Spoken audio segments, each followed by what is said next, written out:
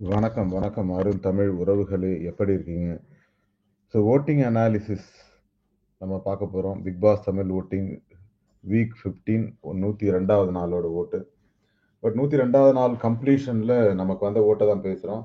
அர்ச்சனாவுக்கு number 1ல ஓட்டிங்ல இருக்கு. Unofficial ஓட்டிங்ல.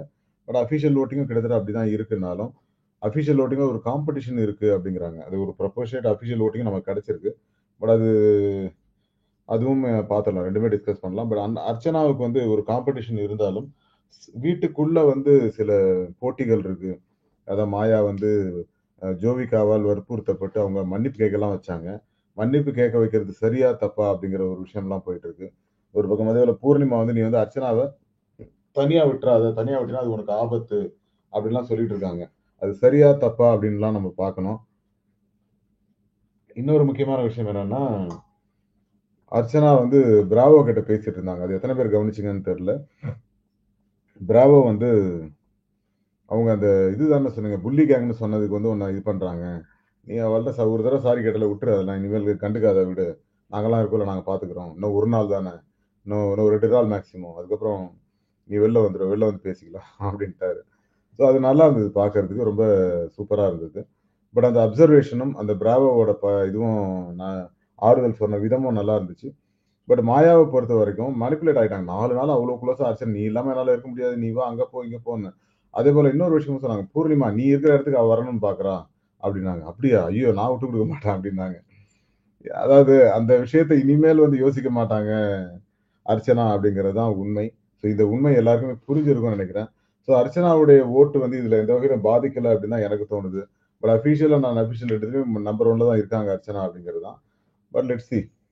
Archana வந்து 51.91% இருக்காங்க. 2,65,448 ஓட்டு வாங்கியிருக்காங்க. பட் அபிஷியல் ஓட்ட பொறுத்தவரைக்கும் முன்னெல்லாம் 4,50,000 ஓட்டு, 5,00,000 ஓட்டெல்லாம் அர்ச்சனா வாங்கியிருக்காங்க. பட் அந்த ஓட் பெர்சன்டேஜ் வந்து குறைஞ்சிருக்கு. ஆனா 51% வாங்கியிருக்காங்க. ஓட்டு போடுற மக்களோட எண்ணிக்கை குறைஞ்சு, ஏன்னா 35, 40% வாங்கும்போது அவங்க 4,50,000 ஓட்டு, 5,00,000 ஓட்டெல்லாம் வாங்கியிருக்காங்க. இன்னைக்கு வியாழக்கிழமை தான் ஆகுது. பட் இன்னும் 1 நாள் இருக்கு. 1 நாள் சனிக்கிழமை வரைக்கும் ஓட்டிங் போகும்னு நினைக்கிறேன். போச்சுன்னா ஒரு 4,00,000, 4,50,000 ஓட்டு வாங்குறாங்களா? இல்ல அதோட குறையுமா? அப்படிங்கிறத பார்ப்போம். பட் 51% அப்படிங்கிறது வந்து கிட்டத்தட்ட எல்லோரையும் விட பாதிக்கு மேற்பட்ட வாக்குகளை வாங்கியிருக்காங்க அர்ச்சனா அப்படிங்கிறதும் நம்ம கண் முன்னாடி தெரியுது. ஸோ இதை பற்றி உங்கள் தகவல சொல்லுங்க. அதேபோல எனக்கு இன்னொரு முக்கியமான விஷயமும் தோணுது. என்ன அப்படின்னு கேட்டீங்கன்னா, அர்ச்சனாவை தோற்கடிப்பதற்கான முயற்சிகள் நடக்குது. பட் ஆனா அப்படி எதுவும் பண்ணிட முடியாது அப்படிங்கிறத நான் ஆணித்தரமா சொல்றேன். காரணம் என்னன்னா, நெறைய பேர் இல்ல, இல்ல மாயாவுக்கு குடுக்க போறாங்க, இல்ல, இல்ல தினேஷ்க்கு குடுக்க போறாங்க, இல்ல மணிக்கு குடுக்க போறாங்க, இல்ல, இல்ல விஷ்ணுக்கு குடுக்க போறாங்கன்னு ஆளாளுக்கு பேசியிருந்தாலும், மாயாவோட டாமினேஷன் தான் அதிகமா இருக்கு. பட் மாயாவால் அர்ச்சனாவை வெற்றி கொள்ள முடியாது அப்படிங்கிறது தான் உண்மை. அது பிக் பாஸ் டீமே முடிவு பண்ணி மாயாவுக்கு குடுத்தாலும், அது மக்கள் ஓட்டின் அடிப்படையில இல்லங்கிறத நம்ம ஆதாரப்பூர்வமா சொல்லலாம் அப்படிங்கிறதையும் நான் இங்க சொல்லிக்கிறேன். எனவே அர்ச்சனா லீடிங்ல இருக்காங்க அப்படிங்கிறதையும் நம்ம சொல்லிக்கலாம்.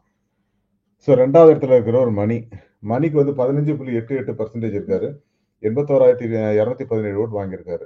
இன்னும் 1,00,000 ஓட்ட கூட கடக்கல மணி. மணிக்கு வந்து ரவீனாவோட ஓட்டும் சேர்ந்து வருது. அவருக்கு ஒரு 8%னா ரவீனாவுக்கு ஒரு 7% ஓட்டு அப்படிம்பாங்க.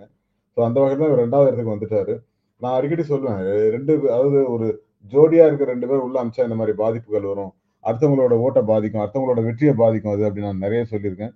அந்த புரிதல் இருக்கணும். பட் மணி வந்து இந்த சீசன்ல கேம் விளையாடினாரா அப்படின்னு கேட்டீங்கன்னா, பெருசா கேம் விளையாடல அப்படிங்கிறது தான் உண்மை. ஸோ அந்த உண்மை எல்லாருக்குமே புரிஞ்சிருக்கும்னு நெனைக்கிறேன். அ மணியோட ஓட்டிங் வந்து அதாவது 81,217 ஓட்டுங்கிறது வந்து 2 பேரோட ஓட்டு அப்படிங்கிறது வந்து it's not fair for 2 place அப்படிங்கிறதுனால, மாயாவுக்கு அந்த இடத்த குடுப்பாங்களோ அப்படிங்கிற ஒரு சந்தேகம் இருக்கு. ஏன்னா அஃபிஷியல் ஓட்டிங்ல அவங்க கொஞ்சம் ஸ்ட்ராங்கா இருக்க மாரி தான் தெரியுது. பட் பார்க்கலாம். என்ன பொறுத்தவரைக்கும் மணி வந்து is not a right person to get title அப்படிங்கிறது தெரியும். ஆனா இன்னொரு விஷயம் என்னன்னா, மணிக்கு வந்து 2வது இடம் குடுத்தாங்க அப்படின்னா, அது ஒரு ஃபேர் கேமா தான் தெரியும். பட் அஃபிஷியல் ஓட்டிங்ல எப்படி இருக்குங்கிறது நமக்கு தெரியல. பொறுத்திருந்து பார்க்கலாம். அதேபோல தினேஷ், "எனக்கு வெளியில ஒரு வேலை இருக்கு. டைட்டில் மட்டும் கிடைச்சது அப்படின்னா, நான் அந்த வேலையில போய் பயங்கரமா இறங்கி வேலை செய்வேன்." அப்படின்லாம் புலம்பிக்கிட்டு இருக்காரு. பட் என்ன பொறுத்தவரைக்கும் அவரோட என்ன சொல்றது, அந்த பர்சனல் லைஃப்பையும் நம்ம வெளி உலக அது அது ஒரு தகுதியா இந்த டைட்டில வின் பண்றதுக்கு அப்படின்னா கண்டிப்பா கிடையாது. நீங்க கேம் ஆடணும். நீங்க கேம் ஆடுறது வேற மாரி கேம் ஆடுறீங்க அப்படிங்கிறதையும் நான் இங்க சொல்லிக்க விரும்புறேன். அவர் அக்லி கேம் ஆடுறாரு. இப்ப அர்ச்சனாவ டார்கெட் பண்றாரு. விசித்ராவ டார்கெட் பண்ணாரு இதுக்கு முன்னாடி வரைக்கும். அப்படிங்கிறத பார்க்கும்போது, பட் தினேஷ் வந்து is not right person to get title அப்படிங்கிற மாரி தான் இருக்கு. ஏன்னா ஒருத்தர புல்லி பண்ணி நான் வெற்றி பெறணும் அப்படின்னு மாயா மாரி நினைக்கிறாரோ? ஏன்னா விசித்ரா இருக்கும்போது அவ்வளோ டார்கெட்டிங் எப்ப பார்த்தாலும் அவங்கள பத்தியே பேசிட்டு இருந்தாரு. பட் அந்த மாரி இல்லாம, அவர் நேர்மையா விளையாடி இருந்தாருன்னா, கண்டிப்பா ஒரு டஃப் ஃபைட் குடுத்துருக்கலாம். பட் முதல் 2 வாரம் இருந்த அவருக்கான ஆதரவு படிப்படியா குறைஞ்சு இன்னைக்கு 11.24% ஓட்டிங்கும், அ ஓட்டு வந்து 57,482 ஓட்டு வாங்கியிருக்காரு. டைட்டில் வின் பண்ணக்கூடிய அளவுக்கான ஓட்டு கிடையாது அது. அப்படிங்கிறது அஃபிஷியலி கிட்டத்தட்ட அதே அளவு ஓட்டு தான் அவர் வச்சுட்டு இருக்காரு அப்படிங்கிறத பார்க்கும்போது, he is not a right person to get title அப்படிங்கிற மாரி தான் இருக்கு. So இந்த விஷயத்த பத்தி நீங்க என்ன நினைக்கிறீங்கன்னு கமெண்ட்ல போடுங்க. ஸோ 4வதா இருக்கிறது மாயா. மாயா வந்து அன்அஃபிஷியல் வோட்டிங்ல 10.34% தான் இருக்காங்க. 52,882 ஓட்டு விழுந்திருக்கு இதுவரைக்கும். மாயாவுக்கு பயங்கர மாஸ் இது இருக்கு அப்படின்லாம் சொல்லிட்டு இருக்கிற பூர்ணிமா, ஜோவிகாலாம், இந்த உண்மைய வந்து அவங்களுக்கு சொன்னீங்களா அப்படிங்கிறது தெரியல. அன்அஃபிஷியல் எப்படி இருக்கு, அஃபிஷியல் எப்படி இருக்குன்னு சொன்னீங்களா தெரியல. அது சொல்லக்கூடாதுன்னு சொல்லுவாங்க. பட் இருந்தாலும் நீங்க ஓரலா, இல்ல உனக்கு சூப்பர் மாஸா இருக்காங்க வெளியில அப்படின்லாம் சொல்றீங்க. பட் அவங்கள வந்து அந்த மாரி நம்பிக்கை ஏற்படுத்தி துரோகம் பண்ணிட்டீங்களோ அப்படிங்கிற ஒரு எண்ணம் தான் எனக்கு வந்தது. பட் இந்த விஷயத்த பொறுத்தவரைக்கும் மாயா ஒரு தனிப்பட்ட ஒரு கேம் ஆடியிருந்தாங்கன்னா, கண்டிப்பா நல்ல நிலைமைக்கு வந்திருக்கலாம். பட் அவங்க அப்படி ஒரு கூட்டு முயற்சியில விளையாடுனதுனால தான் இந்த நிலைமையோ அப்படின்னு எனக்கு தோணுது. பட் அத அவாய்ட் பண்ணியிருக்கலாம். மாயாவ பொறுத்தவரைக்கும் இந்த புல்லி கேங் பண்ணாங்க இல்லையா? அது அந்த இதுக்கு வந்து மன்னிப்பு கேட்க வச்சாங்க அர்ச்சனாவை. அப்படி அர்ச்சனாவ கேட்க வச்சதுனாலேயே அவங்க ஏதோ ஜெயிச்சிட்டா மாரி நினைக்கிறாங்க. பட் ஜோவிகாவின் தூண்டுதலின் பேர்ல தான் அத பண்ணாங்கங்கிறது எல்லாருக்கும் தெரியும். பட் அந்த விஷயத்த அவங்க அவாய்ட் பண்ணியிருக்கணும் அப்படிங்கிறத கூட நான் சொல்லியிருந்தேன். பட் இது ஏன் அப்படி பண்ணாங்க அப்படிங்கிறது தெரியல. மாயா வந்து பூர்ணிமா, ஜோவிகாவோட பேச்சு கேட்டு சில விஷயங்கள் பண்ணாங்க அப்படிங்கிறத நம்ம பார்த்தோம் இன்னைக்கு எபிசோட்ல. பட் அது சரியான ஒரு பாதை இல்லைங்கிறதையும் நான் இங்க சொல்லிக்கிறேன். பட் மாயாவுக்கு 2வது இடமா, 3வது இடமாங்கிறத சேனல் தான் முடிவு பண்ணுவாங்கன்னு நினைக்கிறேன். பார்ப்போம். 5வது இடம். அதாவது பிக் பாஸ் தமிழ் ஓட்டிங்ல தப்பிச்சு வந்து இன்னைக்கு 5வது இடத்துல இருக்காரு. அதுவும் டிக்கெட் டூ ஃபினாலே ஜெயிச்சு வந்திருக்காரு விஷ்ணு. ஸோ ஃபர்ஸ்ட் அவர் தான் எவிக்ட் பண்ணுவாங்க. சண்டே அன்னைக்கு. நாளைக்கு ஒரு எவிக்ஷன் இருக்குங்கிறாங்க. நாளைக்கு மீன்ஸ் சனிக்கிழமை. அப்படி ஒரு எவிக்ஷன் இருக்குமான்னு தெரியல. பட் அப்படி இருந்தால் முதல் எவிக்ஷன் வந்து விஷ்ணுவா தான் இருப்பாரு. அவருடைய ஓட்டு வந்து 7.73%, 39,542 ஓட்டு வாங்கியிருக்காரு இதுவரைக்கும். அன்அஃபிஷியல் ஓட்டிங்ல. பட் இது வந்து அவருக்கு உதவுமா அப்படிங்கிறது தெரியல. பொறுத்து பார்க்கலாம். ஆனா விஷ்ணுவை பொறுத்த வரைக்கும் நிறைய விளையாட்டுக்கெல்லாம் அவர் மிஸ் பண்ணிட்டாரோ அப்படிங்கிற ஒரு சந்தேகம் எனக்கும் இருக்கு. நிறைய இடத்துல அவர் மிஸ் பண்ணிட்டாரு. கேமை மிஸ் பண்ணிட்டாரு. பட் அது வந்து டைவர்ட் ஆயிட்டாருன்னு நினைக்கிறேன். அது மாதிரி டைவர்ட் ஆகலைன்னா அவர் கிட்டத்தட்ட ஒரு 2வது, 3வது இடத்துக்கு கூட வந்திருக்கலாமோ அப்படிங்கிற சந்தேகம் இருக்கு. அதே போல பெட்டி எடுத்துக்கலாமோங்கிற சந்தேகம் கூட அவர் விஷ்ணுக்கு இருந்தது. நீங்க எல்லாரும் கவனிச்சிருப்பீங்கன்னு நினைக்கிறேன். பட் பார்க்கலாம். அதே போல அபிஷியல் ஓட்டிங்கோட ஒரு ப்ரொபோர்ஷனேட் ஓட் டேட் 102 இது 102 1 அர்ச்சனா வந்து 31% ஓட்டு.